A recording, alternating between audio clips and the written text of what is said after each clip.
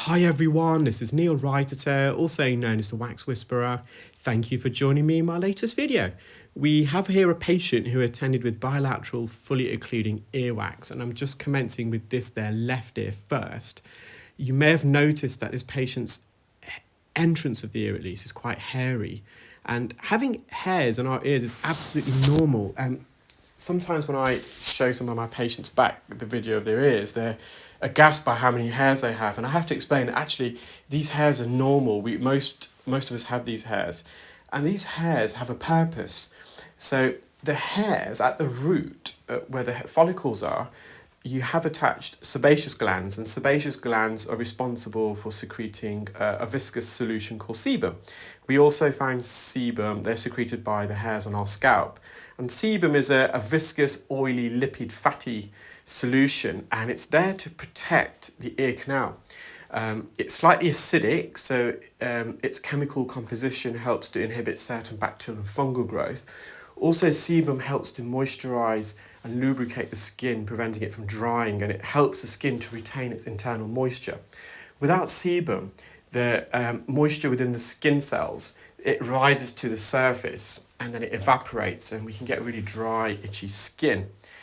So sebum is a really important secretion within the ear, and eventually sebum combines with a less viscous oily sweat secreted by the ceruminous glands. So ceruminous glands are glands exclusively found within the ear canal, under our armpits and in our groin area, and they secrete an oily sweat. So the oily sweat combines with sebum, and eventually that combines with dead exfoliated skin cells and hairs and other debris to form earwax. So without sebum, you're very likely to have very dry, itchy ears, and you're possibly more prone to developing ear infections because you just don't have that acidity that sebum brings. So sebum is really important, so therefore these hairs are important.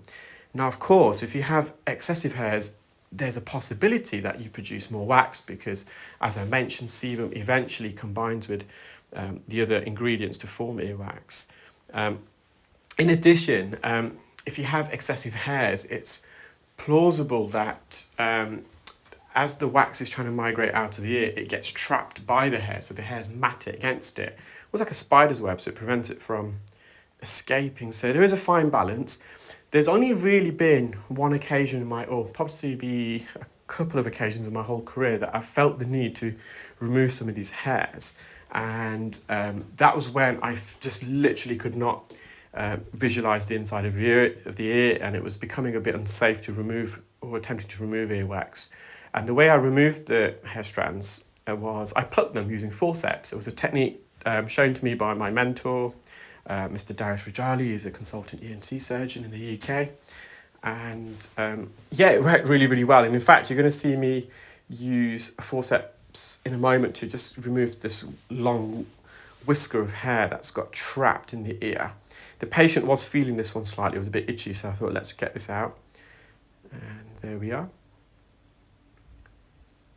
I was going to re-enter the ear. So there is some natural surface wax. I did hover over it, it wasn't coming away easily. That would mean me potentially trying to remove that wax, staining the canal by coming in contact with the bony part of the ear canal, which I didn't want to do. It wasn't necessary, so we left it as that. The patient could hear perfectly fine. So this is their right ear, and this ear, I don't know whether you noticed when I first tried to enter the ear, they've got a very,